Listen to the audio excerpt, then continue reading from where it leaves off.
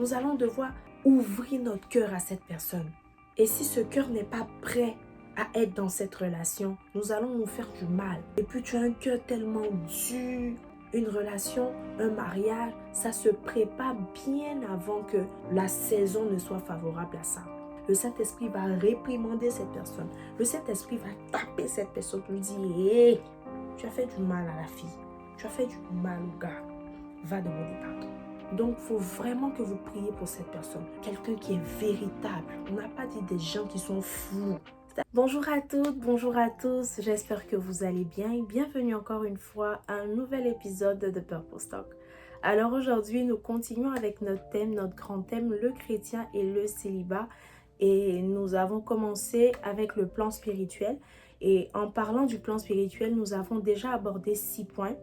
Et donc la vidéo précédente a parlé de préparer le cœur. Donc il faut prier pour préparer son cœur en tant qu'individu, en tant qu'enfant de Dieu, en tant que célibataire.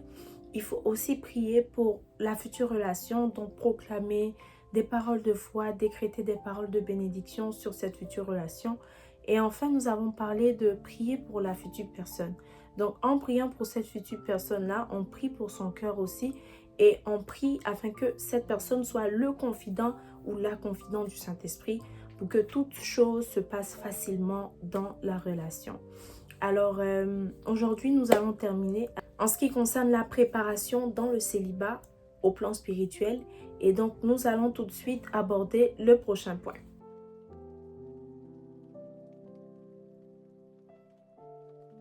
Il faut vraiment prier et prendre le temps de guérir de ses blessures intérieures pendant la préparation avant d'entamer une relation. Donc pendant que vous êtes encore célibataire, pendant que vous êtes encore jeune chrétien, célibataire, c'est le moment pour vous de prier afin que le Saint-Esprit puisse vous aider à guérir de vos blessures intérieures. Vous savez, les blessures intérieures, c'est tellement difficile, c'est tellement vaste comme thème parce que il peut y avoir plusieurs causes de blessures intérieures. Donc, ça peut être une blessure intérieure qui est issue d'un viol.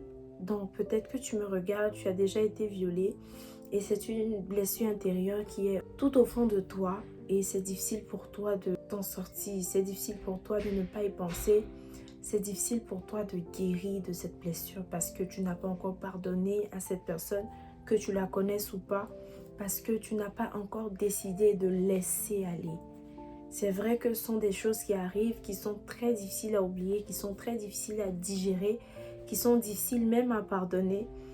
Mais ça reste une blessure intérieure qui doit être résolue avant que tu te mettes dans une relation. Si cette blessure intérieure n'est pas guérie et que tu rentres en relation, ça sera difficile pour toi parce qu'à chaque fois, elle va ressurgir. Et en ressurgissant, ça peut vraiment être un sérieux problème en fait, entre toi et la personne avec qui tu seras en relation. Donc c'est très important de guérir des blessures intérieures. Ça peut être une blessure intérieure qui provient d'une déception amoureuse. Donc peut-être que tu t'es fait larguer par quelqu'un, peut-être que quelqu'un t'a rejeté, peut-être que quelqu'un t'a laissé tomber.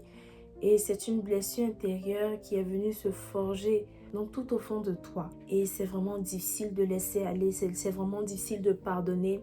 Quand tu repenses même aux situations, aux circonstances dans lesquelles cette personne-là t'a blessé, tu vois qu'il y a tellement de choses même qui te donnent raison de ne pas pardonner, de ne pas oublier, de ne pas laisser tomber. Pendant que ton cœur est en train d'être rongé, je pense qu'il est vraiment grand temps pour toi de laisser aller. C'est vrai, c'est difficile. C'est vrai, c'est pas évident. Mais il faut laisser aller. Sinon, non seulement elles vont ressurgir dans ta future relation, mais dans toutes tes autres relations aussi. Parce que tu vas commencer à te méfier des gens, tu vas commencer à avoir un problème de confiance, tu vas commencer à avoir des problèmes de doute, des problèmes de méfiance envers les gens. Tu vas commencer à être insociable, tu vas commencer à te mettre dans ton coin, tu seras dans ta bulle, tu vas vraiment couper tous les ponts avec tout le monde, tu n'auras plus de vie sociale. Il y a tellement de conséquences des blessures intérieures, donc il y a plus d'avantages de guérir des blessures intérieures que de les garder. Juste parce qu'on veut emprisonner quelqu'un dans notre cœur, juste parce qu'on n'a pas envie de pardonner, juste parce que c'est difficile d'oublier. Mais en pardonnant, tu n'es pas en train de passer dessus, tu n'es pas en train de banaliser, ou on n'est pas en train de te demander de pardonner parce qu'on ne comprend pas ce que tu ressens, ou on ne sait pas ce que tu vis, ou on est en train de banaliser ce que tu vis. Mais je te demande de pardonner parce que ça va t'aider. Parce que tu ne gagnes rien à emprisonner quelqu'un dans ton cœur. Tu sais, tant que tu ne vas pas pardonner à cette personne qui t'a fait du mal, à cette personne qui t'a blessé, à cette personne qui a utilisé ta gentillesse, qui a utilisé ton amour, qui t'a utilisé et qui a transformé tes qualités en naïveté et qui a abusé de toi, tu ne pourras pas aller de l'avant. Et c'est comme si tu as emprisonné cette personne-là dans ton cœur. Donc, ne pas pardonner à quelqu'un, c'est emprisonner cette personne dans notre cœur. Et on a parlé du cœur dans un point dans la vidéo précédente. Le cœur est très important. Et là où se trouve notre trésor, là aussi se trouve notre cœur. Ce qui veut dire que notre cœur, c'est notre trésor. Et donc, si tu emprisonnes quelqu'un dans ton cœur, ça ne fait pas de ton cœur un trésor parce que une prison, c'est pas un trésor. Et si ton cœur est une prison, tu ne peux pas te mettre en relation parce que ce cœur-là qui est censé être partagé avec quelqu'un va se retrouver être l'arme la plus destructrice de ta future relation. Ça peut être une blessure intérieure issue de tes expériences dans ta maison familiale, avec ta famille, avec tes parents. Peut-être que l'histoire même de ta famille, la façon dont tu es venu, tu as appris que tu n'as jamais été un enfant qui a été désiré ou un enfant qui a été voulu. Certains parents disent ça à leurs enfants. Tu es une erreur, je n'aurais jamais dû t'avoir, je n'aurais jamais dû te garder, j'aurais dû te jeter, j'aurais dû te tuer à la naissance, j'aurais dû te vendre. Certains parents disent des choses cruelles à ce point à leurs enfants et ça crée des blessures intérieures. Et forcément, ça se transforme en haine, en mépris au plus haut niveau. Et lorsque l'enfant grandit, cette haine aussi grandit. Et si cet enfant devient une jeune femme, cette haine va gâcher ses relations. Parce que c'est difficile de savoir qu'on n'est pas voulu. On n'a jamais été voulu, on n'a jamais été désiré. Et que notre venue sur terre est une erreur. Les blessures intérieures, ça détruit. Ne pas pardonner à quelqu'un fait de toi une prison ambulante. Et tu vas prendre cette habitude-là de garder rancune contre certaines personnes. Tu vas prendre cette habitude de ne pas pardonner facilement. Et du coup, lorsqu'on va se permettre de regarder dans ton cœur, on se rend compte que beaucoup de personnes sont emprisonnées. Beaucoup de vies sont emprisonnées. Beaucoup de personnes sont emprisonnées parce que tu ne veux pas pardonner, tu ne veux pas laisser aller. Il faut que tu pries parce que seul le Saint-Esprit peut toucher ton cœur. Il y a un moment où j'étais dans la même situation et c'était à une veillée que le Seigneur a touché mon cœur. Le Seigneur a parlé à mon cœur. Il m'a dit, il faut que tu pardonnes. Au travers de l'orateur, et j'avais emprisonné. C'est-à-dire pendant longtemps, j'ai été une prison ambulante, mais je n'ai jamais voulu pardonner. Parce que déjà même les circonstances, c'était que la personne qui m'avait causé du tort ne s'est même pas excusée. Et donc tout ça, ça encourage à ne pas vouloir pardonner, à ne pas vouloir oublier, à ne pas vouloir laisser. J'ai dû pardonner ce soir-là. Mais c'était avec de grosses larmes, c'était avec douleur. Je n'arrivais même pas à prononcer « je te pardonne » de ma bouche. Tellement que c'était lourd. Mais j'ai dû le faire. Le Seigneur, quand il veut te transformer, le Seigneur, quand il veut t'utiliser, il veut te toucher, il te touche entièrement. Tu ne peux pas priver le Saint-Esprit de toucher certains aspects de ta vie. N'essaie pas de guérir de toi-même. Ce n'est pas quand tu oublies quelqu'un que tu as pardonné à cette personne. Ce n'est pas quand tu ne te souviens plus ou tu te souviens moins de ce que la personne t'a fait ou de ce que tu as vécu que tu as pardonné ou que tu es vraiment passé à autre chose. Ce n'est pas parce qu'une blessure rouge en train de noircir qu'elle elle n'est plus une plaie. Si tu fais exprès d'essayer d'enlever la partie noire, tu verras que la plaie est encore là. Elle n'a pas encore fini de cicatriser en fait. Donc il faut vraiment lui donner le temps jusqu'à ce qu'elle devienne une cicatrice. Donc c'est nettement pareil. Il faut vraiment donner l'opportunité à l'Esprit de Dieu de faire ce travail-là en toi. Et c'est un travail progressif.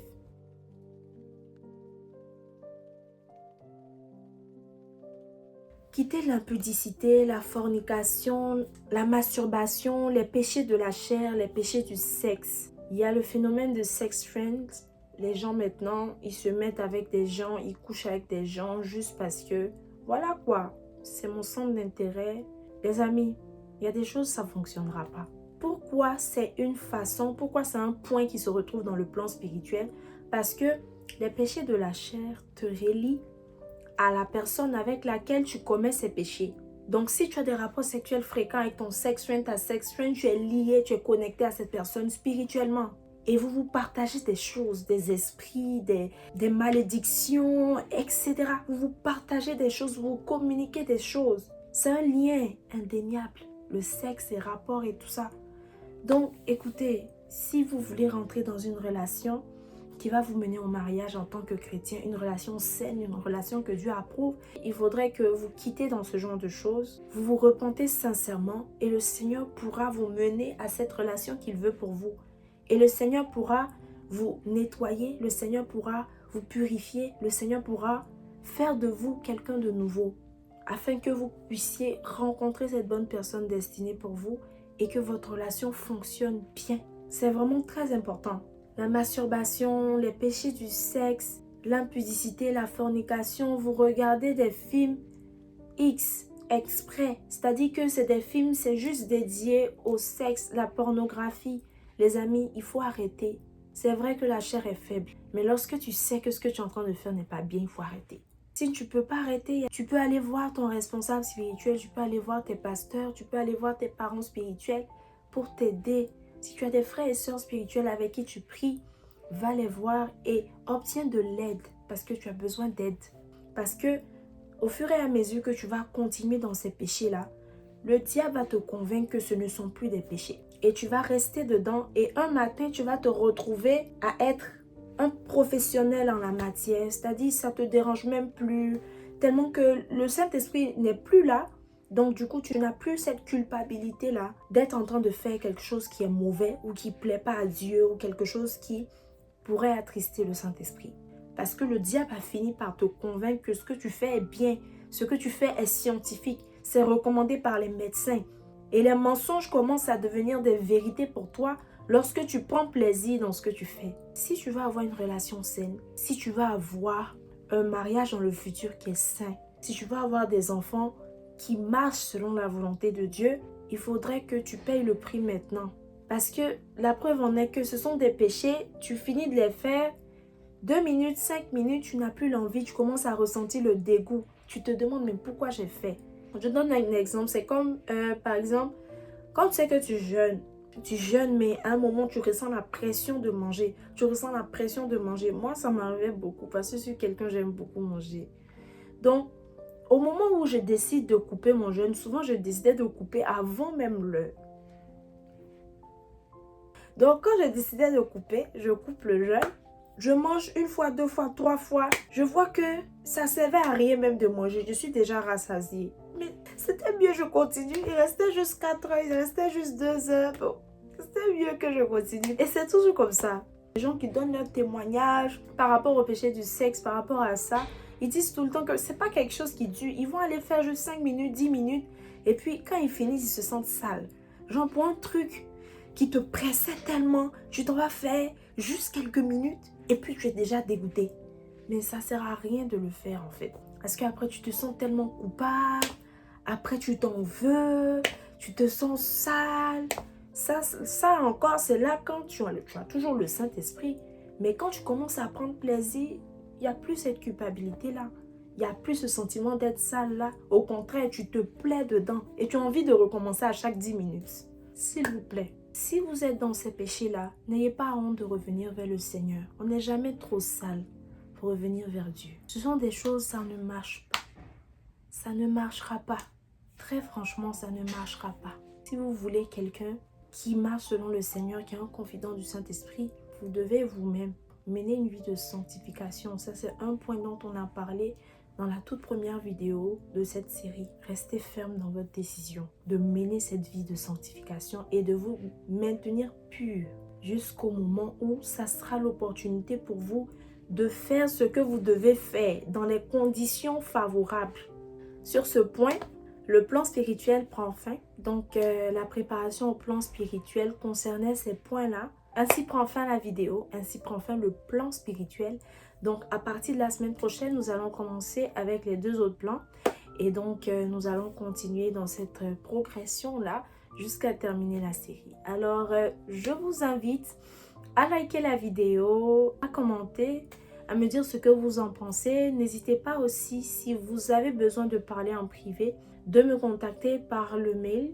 N'hésitez pas à partager avec vos amis, vos familles, vos amis célibataires, vos frères et sœurs chrétiens célibataires qui ont besoin d'écouter, qui ont besoin d'entendre ces vérités pour être libres, pour être prêts et pour bien se préparer pendant leur période de célibat. Surtout, si c'est la première fois que tu me vois, mon nom est Anora et je suis créatrice des plateformes de Purpose Talk. N'hésite pas à t'abonner si tu veux continuer à voir les vidéos par rapport à ce thème et si tu veux voir bien d'autres vidéos, bien évidemment.